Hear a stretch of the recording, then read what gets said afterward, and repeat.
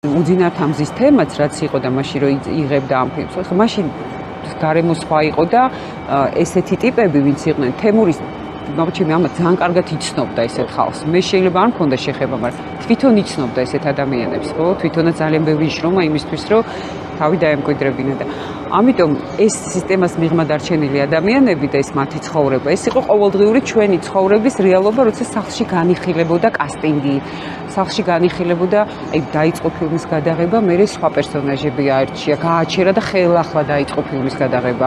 ანუ მსახიობები შეცვალა და მსახიობები შეიცვალა. უკვე გადაღებული რაღაცა მონაკვეთები თავიდან დაიწყო, იმიტომ იღებდა ამდენი ხანი. ой მე მეგონა როცა ოპერატორი ვიციო შეცვალა ბევრჯერ შეცვალა მაგრამ მე გითხავს დიდი ხანი გადაღება მეგონა 90-იანების და ფინანსების გამო.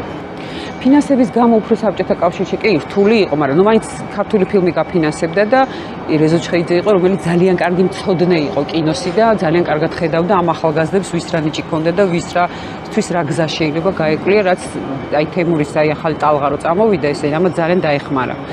და ამ შემთხვევაში, როდესაც ამას იღებდი, თემური გუჯა ბურდულის შემდეგ მოიყვანა, მანამდე სხვა მსახიობი იყო.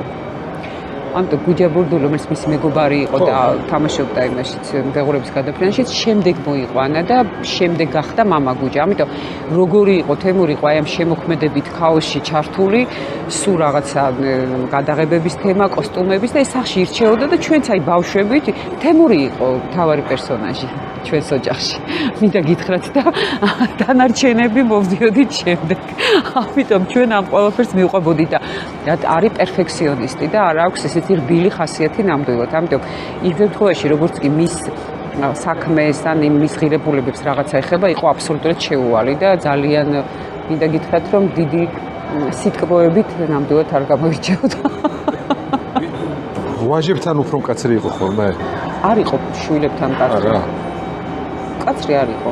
ჩვენთან არ იყო მკაცრი. თქვენთან არა? მივხვდი ხოლმე. ჩვენთან არ იყო, ოჯახში არ იყო მკაცრი, შვილებთან არ იყო. შვილებთან იყო ძალიან პროტექტორი და ძალიან დამცველი. და ნუ შენ გიხდებოდა იმის თქმა, რომ შენც ადამიანი ხარ და შენ გჭირდება, რომ რაღაცა შენით გააკეთო და არ არის საჭირო, რომ 50 კაცი უკან მოყვებოდეს იმ შემთხვევაში თუ რამეს აკეთებ.